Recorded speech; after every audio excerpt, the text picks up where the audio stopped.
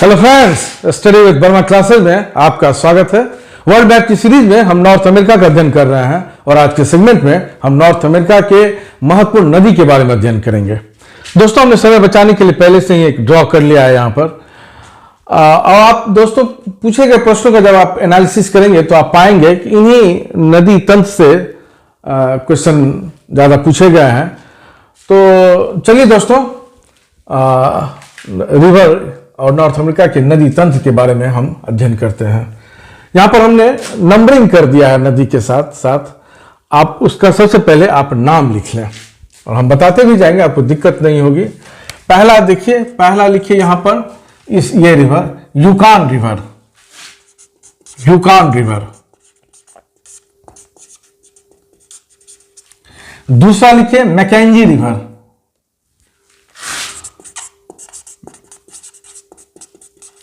McKenzie river. तीसरा Nelson river.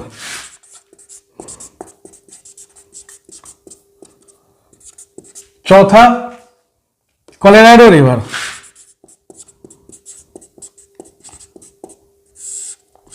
पांचवा Mississippi river. दोस्तों, ये सबसे ज्यादा इंपॉर्टेंट है, सबसे अधिक प्रश्न आप गौर करेंगे मिसिसिपी नदी के बारे में ही पूछा गया है। इसको बहुत अच्छा से आप अध्ययन करेंगे, मिसिसिपी रिवर के बारे में हम बताएंगे भी इसके बारे में डिटेल से। 6 रियो ग्रैंडी रिवर, रियो ग्रैंडी रिवर।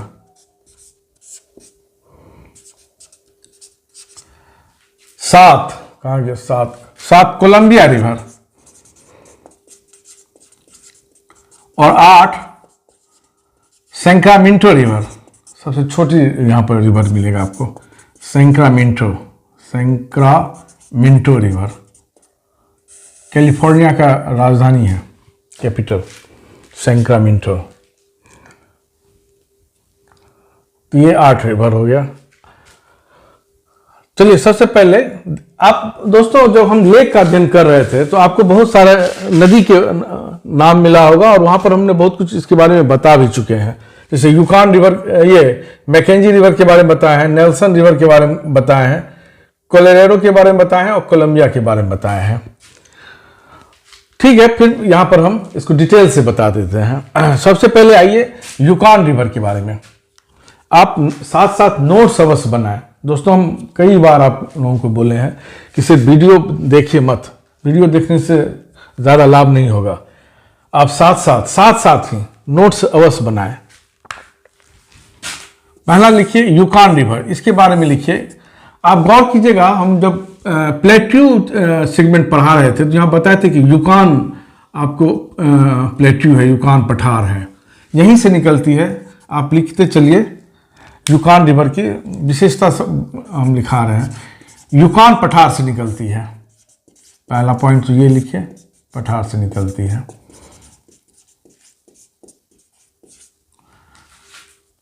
कहां कहां बहती है? कनाडा में और अलास्का में। हम बताएं यहाँ पर 141 डिग्री जो पश्चिमी ये लॉन्गिट्यूड है वो काटती है और विभाजन रेखा है अलास्का और कनाडा का। पिछले सेगमेंट में हम बता चुके हैं। तो ये कहां कहां बहती है? ये कनाडा में और अलास्का में, कनाडा और अलास्का प्लस अलास्का हम लिख रहे हैं। कहां गिरती है? बेरिंग सागर में गिरती है, बेरिंग सागर में गिरती है।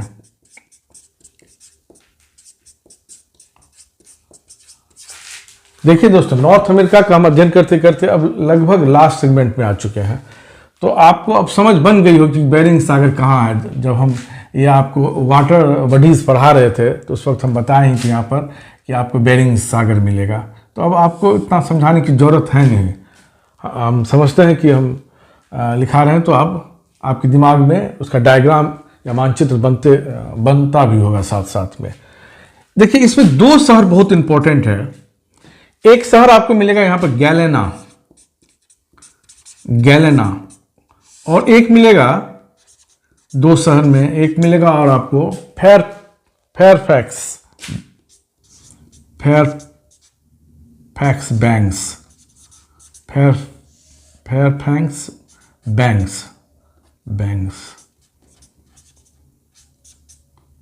ये दो।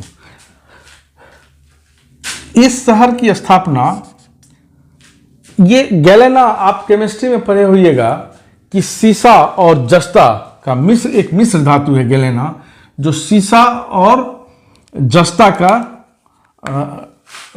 का मिलन है, मिला हुआ रूप है सीसा और जस्ता का। तो ये यहाँ पर दोनों चीज मिला था, 1918 की घटना है, और उसी के नाम पर यहाँ पर इस शहर का नाम रखा गया गैलेना, और ये शहर विकसित हुई। और फेयरफैक्स बैंक्स भी आपको मिलेगा, इस नाम का अमेरिकी बैंक है, ये आपको बैंक भी मिलेगा बहुत ज़्यादा, उसी नाम पर, उसी बैंक के आधार पर इसका नाम फेयरफैक्स पड़ा है, बैंक के नाम पर। ये आपको दो शहर बहुत चर्चित मिलेगा, गैलेना और फेयरफैक्स बैंक्स।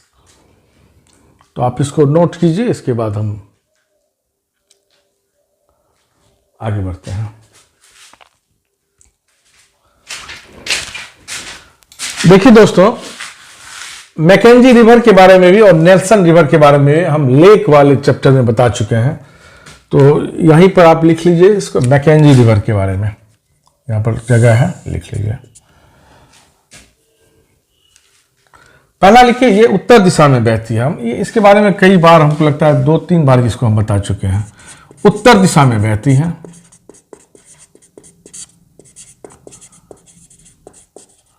पहला। दूसरा लिखिए, ग्रेट स्लेव से निकलती है, ग्रेट स्लेव लेक से निकलती है।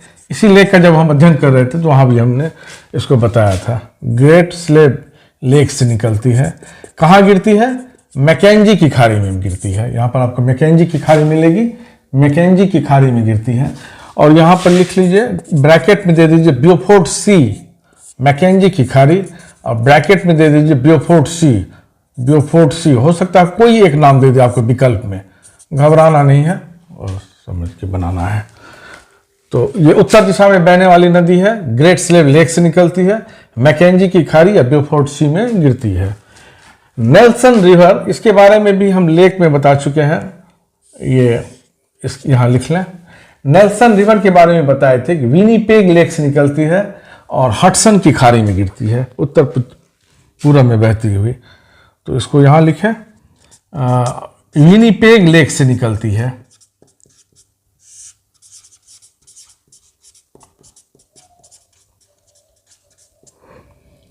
और दूसरा लिखिए, हडसन की खाड़ी में गिरती है।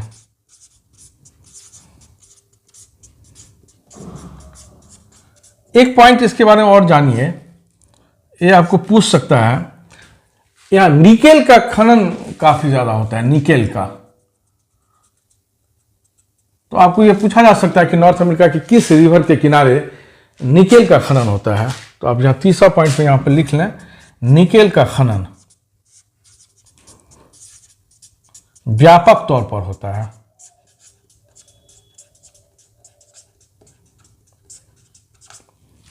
तो ये 3 नदी के बारे में हमने पढ़ लिया, यूकान रिवर, मैकेंजी रिवर और नेल्सन रिवर। इसको आप लिख लीजिए, फिर इसको मिटा देते हैं, तो 4 से पढ़ेंगे, Colorado, Mississippi, Rio Grande, Columbia और सैक्रामेंटो। दोस्तों, अब 3 नदी के बारे में हमने अध्ययन कर लिया, यूकान रिवर, मैकेंजी रिवर और तीसरा नेल्सन रिवर। अब चौथा पढ़ रहे हैं यहाँ पर कोलोराडो रिवर के बारे में। आप यहाँ पर नाम लिख लीजिए पहले, कोलोराडो रिवर, 4 नंबर देते हैं, कोलोराडो रिवर। दोस्तों, इसके बारे में भी हमने जब लेक सेगमेंट में इसका हमने जिक्र आया था और इसके बारे में हमने अध्ययन भी किया है कुछ ना कुछ, कोलोराडो रिवर नदी। देखिए, ये कोलोराडो पठार से निकलती है। जब प्लेट्यू चैप्टर बता रहे थे तो उसमें हम यहाँ पर बताए थे, कैस्केडे और रॉकी जो रेंज है उसके बीच में आपको कोलोराडो प्लेट्यू मिलेगा। तो आप यहाँ पर लिख सकते हैं कि ये कोलोराडो पठार से निकलती है, कोलोराडो पठार से निकलती है।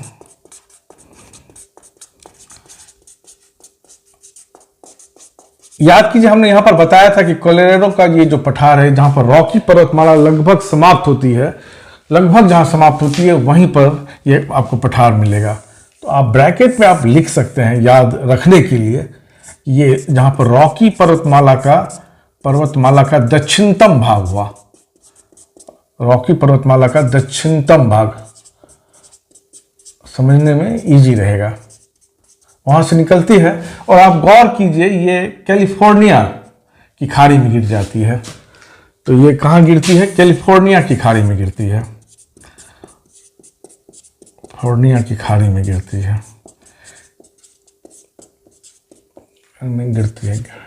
गिरती है। और ये ग्रांड कैनियन बनाती है, ये सबसे ज्यादा इंपॉर्टेंट है। ये क्या बनाती है? Grand canyon. देखिए, आप ज्योग्राफी में पढ़ेंगे, पहले गार्ज बनती है, गार्ज का ही बड़ा रूप कैनियन हो गया, जहां पर नदी गिरती है तो ग्रांड कैनियन यहां पर बनाती है। आपको कभी कभी क्वेश्चन ये भी डाल देगा, और डाला हुआ है, ये पूछा हुआ भी क्वेश्चन है कि ये अमेरिका के किस प्रांत में है, ये क्वेश्चन पूछा हुआ है। तो आप लिख लीजिए इसको, एरिजोना प्रांत में है, इंपॉर्टेंट है, एरिजोना प्रांत में, एरिजोना प्रांत में है।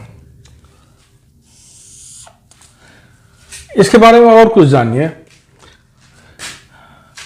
यहां पर इस कोलोराडो नदी पर एक यहां पर पनबिजली 1931 में यहां पर पनबिजली स्टेशन बनाई गई थी। कब? 1931 में पनबिजली स्टेशन लिख दीजिए, जल विद्युत वाला। और जब ये बनाई गई थी तो उस समय ये दुनिया का सबसे बड़ी पनबिजली स्टेशन था, सबसे बड़ी, जब बनाई गई थी। हालांकि आज आप इसका ये लगभग 38वां स्थान पर है सबसे बड़ा में। आप बड़ा का जब लिस्ट देखेंगे तो उसमें ये गिर के 38वां आ गया है। लेकिन आप ये गौर कीजिए कि उस ज़माने में ये कितना बड़ा माना गया होगा, कितना बड़ा कार्य माना गया होगा। नहीं, जब ये बनाया गया था तो एक समय में ये, उस ज़माने में ये दुनिया का सबसे बड़ा पनबिजली स्टेशन था। 1931 में बनाया गया था कोलोराडो रिवर पर। और यहाँ पर आपको पता ही है कि जब डैम बनता है तो उसके पीछे एक लेक भी बनती है। तो आप लिख लें, यहाँ पर लेक मीड बनी है, उस लेक का नाम है Mead, lake Mead. Lake chapter में इसको हम बताए भी हैं। और दूसरा डैम जो बना है, इसका नाम रखा गया था शुरुआत में बोल्डर बांध, लेकिन बाद में इसका जो डैम बनाने वाले थे हर्बर्ट हूवर, निर्माणकर्ता जो थे हर्बर्ट हूवर, इसको सम्मान में इस बांध को इसको हूवर बांध बोला जाता है। अब इसके सम्मान में, ये हर्बर्ट हूवर के सम्मान में इस बांध को अब हूवर बांध माना जाता है। ये भी क्वेश्चन आपको कई बार पूछा गया कि हूवर बांध बहुत चर्चित है, क्योंकि ये अपने ज़माने की सबसे, आप इसको यहाँ पर इसे लिख भी सकते हैं कि बनने के साथ, निर्माण होने के साथ या बनने के साथ लिख लीजिए, ये दुनिया का सबसे बड़ा पनबिजली स्टेशन था, सबसे बड़ा पनबिजली स्टेशन था। लेकिन आज नहीं है, आज इसका बहुत नीचे पायदान पर चला गया है। तो हर्बर्ट हूवर के नाम के सम्मान में इसको हूवर बांध ही बोलते हैं। आपको ये क्वेश्चन पूछा भी है, हूवर बांध किस नदी पर है? तो याद रखिएगा कोलोराडो नदी पर है। कहाँ ग्रांड कैनियन कहाँ बनाती है? एरिजोना प्रांत में। और कौन लेक है? तो लेक मीड है, हूवर बांध। हमारे इंडिया में भी है, विश्वेश्वरैया सर के नाम पर डैम है साउथ इंडिया में। तो ये हो गया कोलोराडो नदी। अब पांचवा पढ़ेंगे मिसिसिपी नदी के बारे में। ये बहुत इंपॉर्टेंट है, तो आप पहले इसको लिख लें, तो मिसिसिपी नदी के बारे में जाएंगे। आइए दोस्तों, अब पांचवा मिसिसिपी नदी के बारे में अध्ययन करते हैं। ये बहुत इंपॉर्टेंट है, थोड़ा इसको गौर से इस पर ध्यान दीजिए। मिसिसिपी नदी, इस पर बहुत ज़्यादा क्वेश्चन पूछे जाते हैं, पूछे भी गए हैं। मिसिसिपी नदी, देखिए ये इसकी कुछ विशेषता है। ये 10 राज्यों से गुजरती है। अमेरिका की बहुत इंपॉर्टेंट नदी है, 10 राज्यों से गुजरती है और इसमें बहुत सारा राज्यों से गुजरती है। आपको नदी आके मिलती है, जैसे अमेजन, साउथ अमेरिका जब हम लोग अध्ययन करेंगे वहां पर गौर कीजिएगा। अमेरिका में ये साउथ अमेरिका में अमेजन है, इंडिया में गंगा है, जहां पर जिसमें बहुत सारी नदी आके मिलती है। तो जहां पर बहुत सारी नदी आके मिले और इस तरह से शाखा का निर्माण करे, उसको वृक्षाकार नदी बोलते हैं। तो ये 10 राज्यों से गुजरती है, वृक्षाकार नदी का निर्माण करती है, क्योंकि बहुत नदी आके मिलती है, वृक्षाकार नदी का निर्माण करती है। और ये डेल्टा बनाती है, उसमें भी पंजाकार डेल्टा बनाती है। पंजाकार डेल्टा क्या हुआ, आप इसको ऐसे समझिए कि जैसे पंजा है ना, तो इस टाइप से ये फिगर में बनती है, ये फिगर में, इसको पंजाकार डेल्टा बोलते हैं। तो पंजाकार डेल्टा का निर्माण करती है। इसका हम बड़ा सा एक प्रतिरूप बना देते हैं समझाने के लिए, तो आप कौन कौन नदी आके इसमें मिलती है देखिए। ये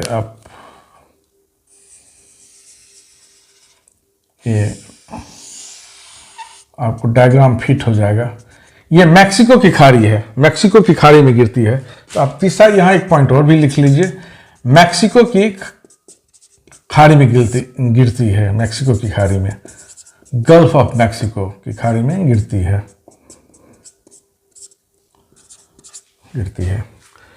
यहां देखिए ये निकलती है इटास्की झील से। यहां लिख लीजिए इटास्की झील। यह भी क्वेश्चन पूछा हुआ है, कहां से निकलती है, तो इटास्की झील से निकलती है। 10 राज्यों से गुजरती है, वृक्षाकार नदी का निर्माण करती है, पंजाकार डेल्टा यहां बनाती है, मैक्सिको की खाड़ी में गिरती है।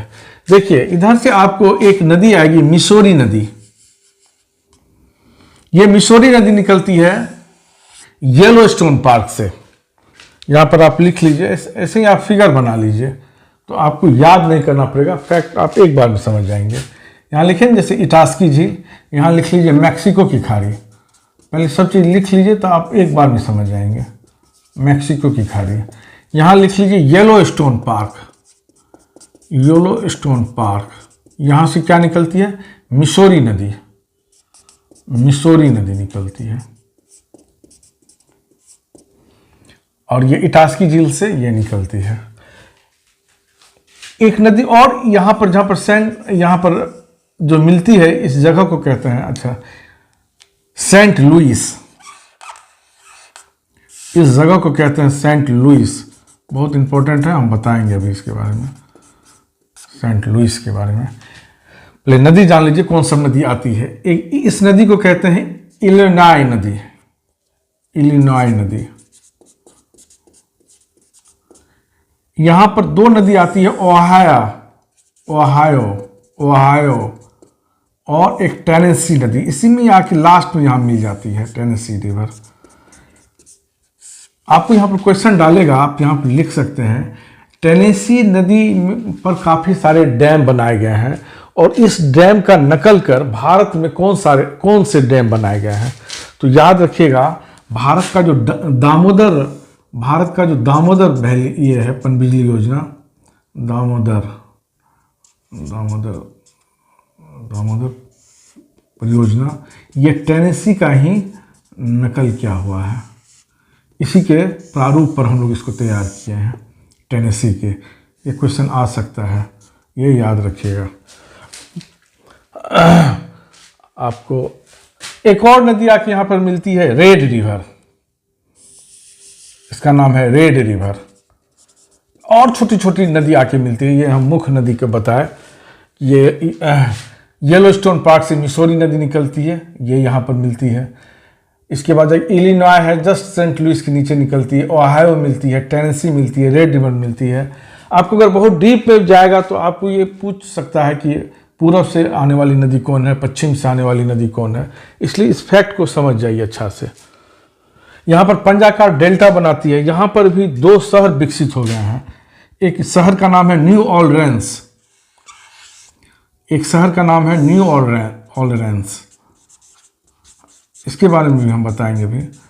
और एक बगल में विकसित हो गई है डेल्टा, जहाँ बनाती है याद रखिएगा डेल्टा के पास है ये डेल्टा के पास जो पंजाकार डेल्टा बनाती है उसमें न्यू ऑर्लेंस। और एक ह्यूस्टन का नाम तो अवश्य आप लोगों ने सुना होगा, ह्यूस्टन, न्यू ऑर्लेंस।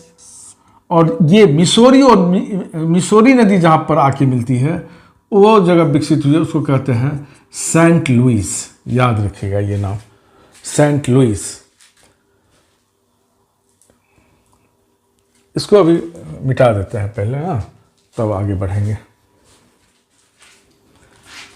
अब देखिए दोस्तों, अब कुछ जगह के बारे में जानिए जहाँ पर मिसौरी नदी आके मिलती है। उस जगह में एक शहर विकसित हो गई है सेंट लुइस। सेंट लुइस के बारे में कुछ जानिए। यहाँ पर सेंट लुइस में इससे लिख देते हैं सेंट लुइस। परीक्षा में डाल सकता है, परीक्षा में देखिएगा आप पूछे गए प्रश्नों का बार बार बोल रहे हैं। शहर संबंधित क्वेश्चन बहुत ज़्यादा आपको मिलेंगे, इसलिए जो भी शहर है, जो चर्चित शहर है और जिस कारण से चर्चित है उसके बारे में अवश्य जानिए। सेंट लुइस में आप गौर कीजिएगा, यहाँ बोइंग विमान का बहुत बड़ा प्लांट है। बोइंग विमानन कंपनी है, बोइंग विमानन कंपनी है, कोष्ठ में डाल दीजिए, आप जानते ही होंगे विमानन कंपनी है का बहुत बड़ा प्लांट है यहाँ पर सेंट लुइस में, बड़ा प्लांट है। याद रखिए बोइंग कंपनी जो है इसकी स्थापना 1916 में हुई थी। एक इम्पॉर्टेंट क्वेश्चन हो सकता है, हाल का ही है, ये इसका हेडक्वार्टर पहले शिकागो था। हाल का अर्थ हो गया आपको 2021 में शिकागो से हटाकर वर्जीनिया कर दिया गया है। थोड़ा ये फैक्ट को याद रखिएगा, किस हाल में किस विमानन कंपनी ने अपना हेडक्वार्टर चेंज किया है। तो बोइंग का शिकागो से वर्जीनिया गया है 2021 में। तो सेंट लुइस में इसका बहुत बड़ा प्लांट है। यहाँ मीट प्रोसेसिंग भी काफ़ी आगे है, मीट प्रोसेसिंग इंडस्ट्रीज़। ये इंडस्ट्रीज हम बताए हैं आपको पहले भी कि अमेरिका में ये इंडस्ट्रीज़ काफ़ी चर्चित है और इसका मुख्य कारण प्रेरीज घास है। याद रखिएगा मीट प्रोसेसिंग इंडस्ट्रीज़ यहाँ पर है। इसके बाद आइए, ये दो शहर जो विकसित हो गए हैं, न्यू ऑर्लेंस और ह्यूस्टन। तो पहले ह्यूस्टन के बारे में थोड़ा जान जाइए। ह्यूस्टन के बारे में यहाँ पर देखिए यूएसए, यहाँ लिख लीजिए यूएसए अपने अंतरिक्ष कार्यक्रम का कंट्रोल जो करता है उसका हेडक्वार्टर ह्यूस्टन में ही है। अंतरिक्ष कार्यक्रमों का कंट्रोलिंग यहीं से करता है, ह्यूस्टन से।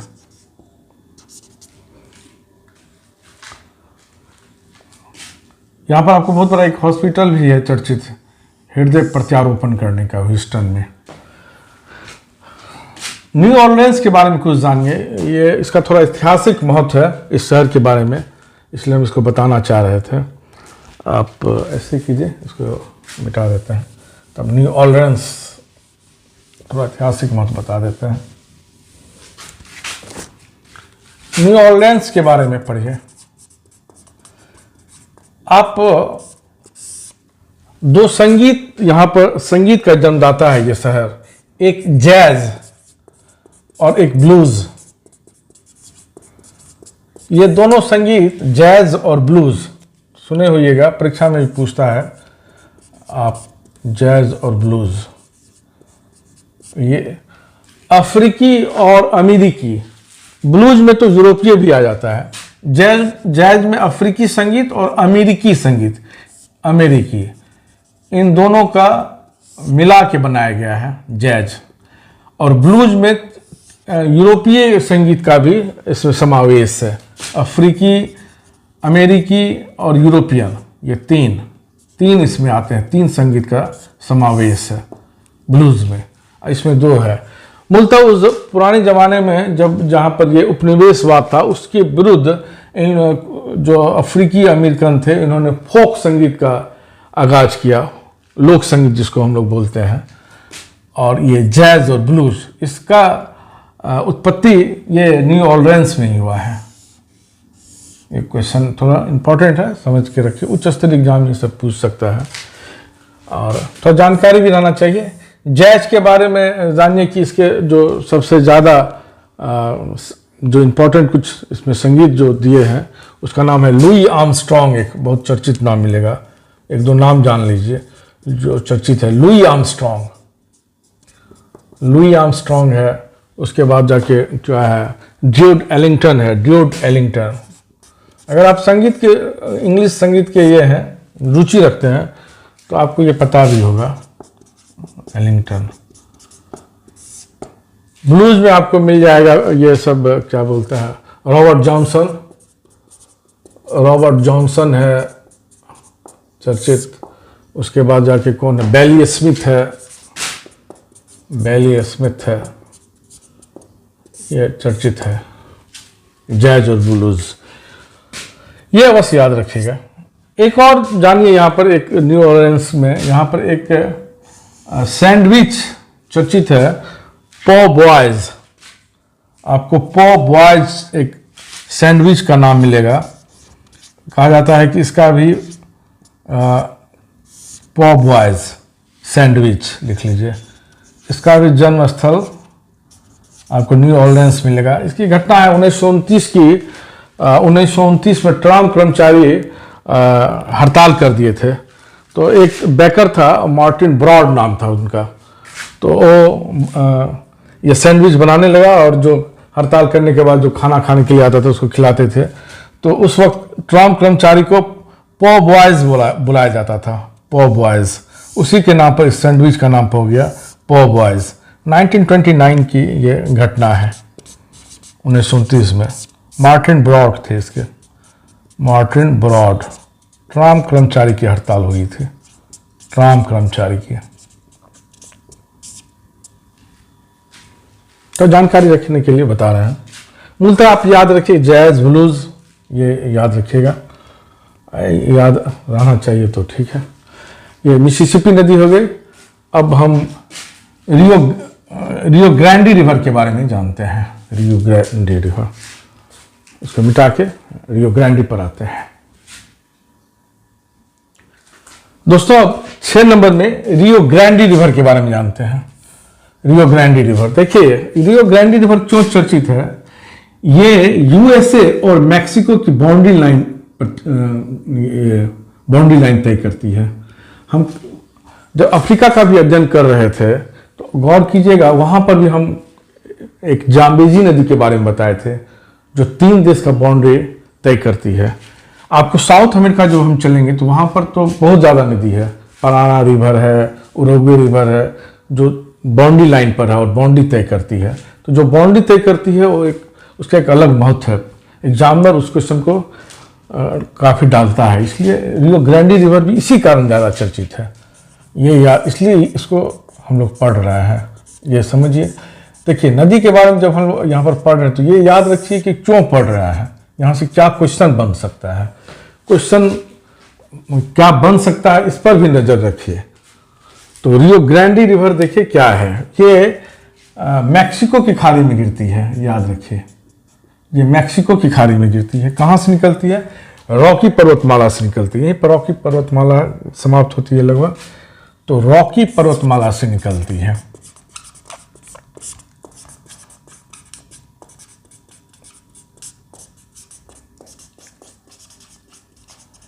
साथ साथ लिखते चलिए, अवश्य नोट्स अवश्य बनाइए। नोट्स अगर आप बना लिए तो समझिए कि आपका क्वेश्चन जल्दी आप भूलिएगा नहीं, तो साथ साथ अवश्य बनाइए। और एक बात और याद रखिए, मैप का जब हमारे साथ आप अध्ययन कर रहे हैं तो ये मत समझिए कि हम सिर्फ वर्ल्ड मैप का अध्ययन कर रहे हैं, ये समझिए कि हम लगभग वर्ल्ड ज्योग्राफी का पूरा सिलेबस तैयार कर रहे हैं। और इसलिए क्वेश्चन कोई छूटना नहीं चाहिए, इसलिए हम घबराहट भी नहीं दिखाते हैं। हम बारीकीपन जब आप पकड़िएगा तो आप ये समझिए कि आप हड़बड़ाहट निकाल दें। हम तो आगे बढ़िए। रॉकी पर्वतमाला से निकलती है, मैक्सिको की खाड़ी में गिरती है, खाड़ी में गिरती है। और सबसे इंपॉर्टेंट यही चीज़ कि ये यूएसए और मैक्सिको। आप एटलस एटलस साथ में अवश्य रखिए, हम शुरुआत में ही बोल चुके हैं, जब भी मैप पढ़िए एटलस अवश्य रखिए। आप देखिएगा यहाँ पर मैक्सिको और अमेरिका का बाउंड्री लाइन है, उसी बाउंड्री लाइन पर बहती है। यूएसए और मैक्सिको का बाउंड्री लाइन तय करती है, मैक्सिको का बाउंड्री लाइन सीमा निर्धारण करती है ये, और लगभग बहुत लंबी करती है, लगभग 2000 किलोमीटर लिखिए, लगभग कोष्ठ में डाल दीजिए, इतना तय करती है, सीमा निर्धारण करती है, सीमा तय करती है। नदी तो और लंबी है, नदी आपको 3000 से ऊपर है, लेकिन उसमें लगभग 2000 यहाँ पर तय करती है बाउंड्री के साथ साथ रियो ग्रांडे रिवर। तो ये हो गया। और अब आगे चलेंगे, 7 नंबर कहाँ गया, कोलंबिया रिवर के बारे में। ये इम्पॉर्टेंट है ये भी, तो इसको लिख लीजिए, कोलंबिया रिवर के बारे में पढ़ेंगे। अब आइए दोस्तों 7 नंबर में कोलंबिया रिवर के बारे में पढ़ते हैं।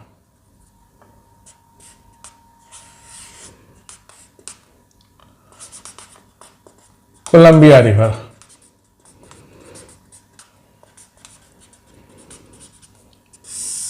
देखिए, ये कनाडा से निकलती है, कनाडा में बहती है पहले, इसके बाद जाके यूएसए आती है, लेकिन ज़्यादातर आपको यूएसए में ही बहती है, ज़्यादा बहती है, लिख दीजिए ब्रैकेट में। और पैसिफिक ओशियन में गिरती है। इसके बाद कहाँ गिरती है, पैसिफिक ओशियन में गिरती है।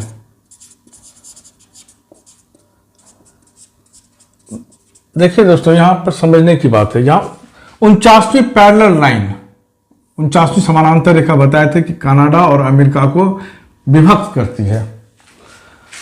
तो ये नदी, अब देखिए ये नदी यहाँ पर है 49वीं समानांतर रेखा, ऐसे इसको काट देती है। आपको क्वेश्चन डाल सकता है, वह कौन सी नदी है जो 49वीं पैरेलल लाइन को काट देती है, तो कोलंबिया रिवर लगाइएगा। तो आप यहां पर लिख लीजिए, ये इंपॉर्टेंट होगा, ये 49वीं समानांतर रेखा को काट देती है,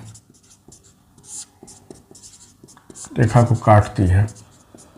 देखिए याद करने की कोई जरूरत नहीं है, आप सिर्फ इस फिगर को समझे रहिए, आप लगभग आप सारे प्रश्नों का उत्तर दे देंगे। आप फिगर को समझे रहिए, आप क्रम भी अगर कोई कुछ क्रम भी डाल दे, उत्तर दक्षिण पूर्व पश्चिम, वो भी आप बना देंगे। इसको समझिए, यहीं पर है, मान लीजिए ये 49, इसको काट रही है, इसमें आपको याद भी करने की जरूरत नहीं है, समझिए, सिर्फ समझिए कि कौन नदी कहाँ है। कोलंबिया रिवर 49वीं समानांतर रेखा को काट देती है। आप गौर कीजिएगा, इसके किनारे 2 शहर विकसित हुए हैं, एक पोर्टलैंड है, याद रखिएगा ये बंदरगाह नहीं है, ये बंदरगाह नहीं है।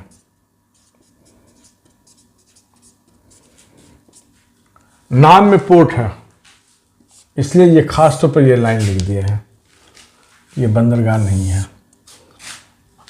एग्जामिनर को पता है कि नाम पर लड़के लोग जाते हैं, नाम में पोर्ट लगा हुआ है तो बंदरगाह होगा, आपको कुछ शहर का नाम दे देगा, कौन पोर्ट नहीं है, ये इसलिए इस चीज़ को याद रखिएगा, इसलिए हम ब्रैकेट में लिखे हैं, बंदरगाह नहीं है।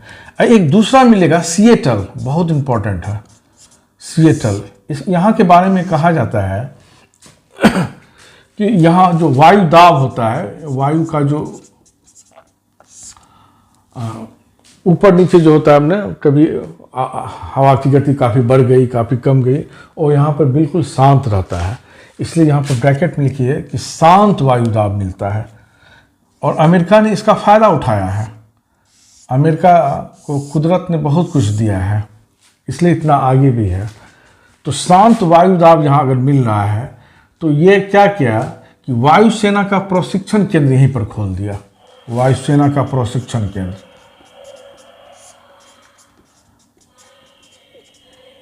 क्योंकि आप देखिए ट्रेनिंग सेंटर, क्योंकि जो नए, मान लीजिए आप दिमाग लगाइए यहाँ पर कि जो नए ट्रेनर हैं उसको अगर शांत वायु दाब नहीं मिलेगा तो उसका जहाज इधर से उधर हो सकता है। तो यहाँ पर चूंकि शांत वायु दाब जिसको मिल गया अमेरिका को, तो यहीं पर ट्रेनिंग सेंटर खोल दिया है वायुसेना का।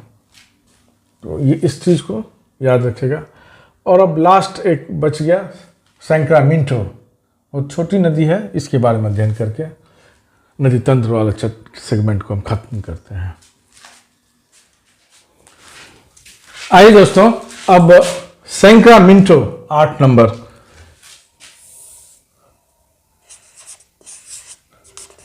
सैक्रामेंटो रिवर के बारे में जानते हैं।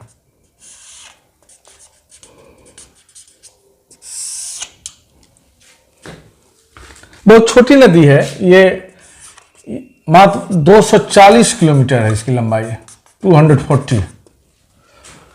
कैलिफोर्निया के सियरा नेवादा माउंटेन रेंज से निकलती है, सियरा नेवादा माउंटेन रेंज से निकलती है।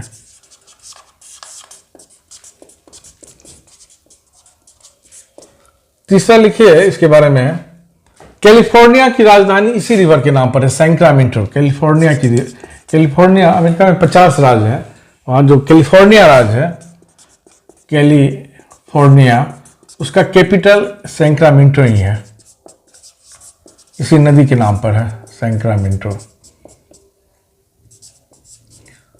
सैक्रामेंटो और ये इसके नीचे सैक्रामेंटो जहाँ गिरती है, पैसिफिक ओशियन में गिरती है, पैसिफिक ओशियन में गिरती है। वहां पर एक शहर विकसित हो गया है, सैन फ्रांसिस्को।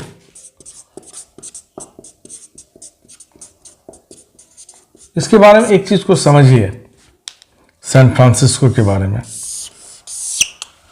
पैसिफिक ओशियन से जब कोई जहाज चलेगी तो आप गौर कीजिएगा, ये थोड़ा उठा हुआ भाग है, ये एटलस आप देखिए साथ में, आपको सबसे पहला पोर्ट यही मिलेगा,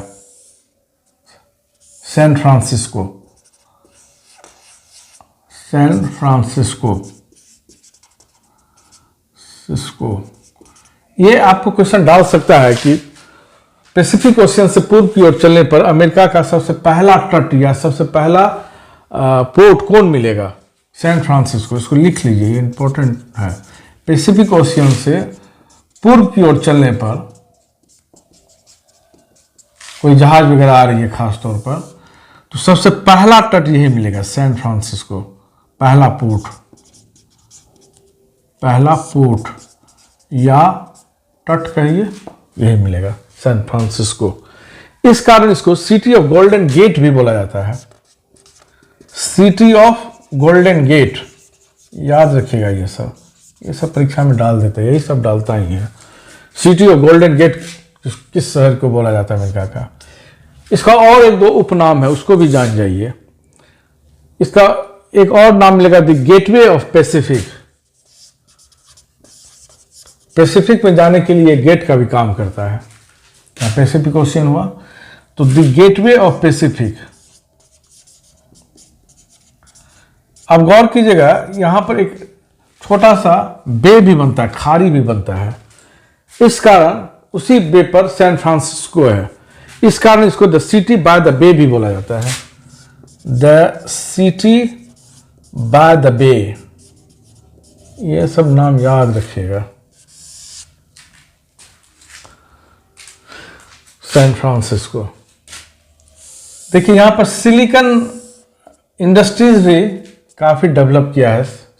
यहीं पर सिलिकॉन वैली भी है कैलिफोर्निया में। सिलिकॉन वैली क्या है, कभी गौर कीजिएगा, ये कोई एक शहर नहीं है, ये एक क्षेत्र है जिसमें कई शहर हैं। सिलिकॉन वैली एक शहर नहीं है, एक क्षेत्र है जिसमें कई शहर हैं। सैन फ्रांसिस्को भी आता है, उसमें टेक्सास भी आता है, बहुत सारे हैं। तो सिलिकॉन के बारे में जानते हैं क्या? देखिए, तो यहाँ पर जब इसका चर्चा चला है तो बता देते हैं। सिलिकॉन क्या है? देखिए, सेमीकंडक्टर है, सेमीकंडक्टर है।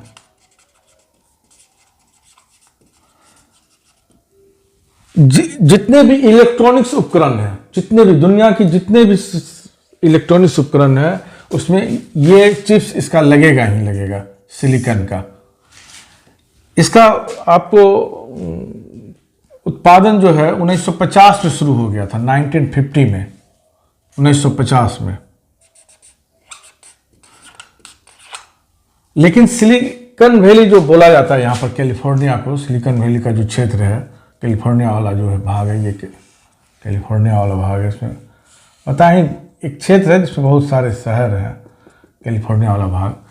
इस शब्द का सर्वप्रथम उपयोग जो यूज हुआ था वो हुआ था 1971 में। डॉप होपनर थे, एक पत्रकार थे डॉप होपनर। ये अब एक मैगजीन थी इनकी, इलेक्ट्रॉनिक्स वीक मैगजीन, याद आ गया, इलेक्ट्रॉनिक्स वीक मैगजीन। इसी में सबसे पहले ये होपनर साहब ने आपको सैन फ्रांसिस्को के दक्षिण भाग के लिए, साउदर्न भाग के लिए सैन फ्रांसिस्को के सिलिकॉन वैली शब्द का इस्तेमाल किया था। सिलिकॉन वैली शब्द का इस्तेमाल सर्वप्रथम इन्होंने ही किया था, डॉप होपनर ने 1971 में। तो यहाँ आसपास आपको बहुत कुछ का ऑफिस मिल जाएगा। सैन फ्रांसिस्को में आपको मिल जाएगा, ट्विटर का मिल जाएगा हेडक्वार्टर, ट्विटर हो गया, जूम हो गया,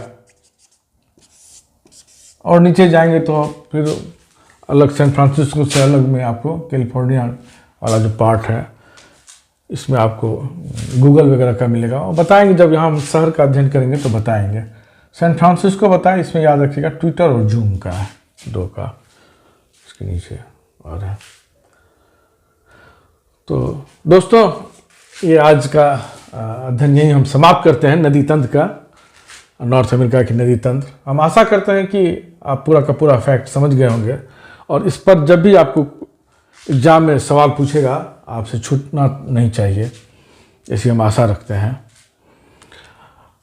नेक्स्ट सेगमेंट में हम अमेरिका के तटीय शहर के बारे में अध्ययन करेंगे। उससे भी बहुत सारा सवाल आपको परीक्षा में मिलेगा, तो उस तटीय शहर के बारे में अध्ययन करके नॉर्थ अमेरिका के सीरीज को ख़त्म करेंगे। तो दोस्तों आज के लिए बस इतना ही। कमेंट करके बताइएगा ये क्लास आपको कैसा लगा। बहुत बहुत धन्यवाद, थैंक यू।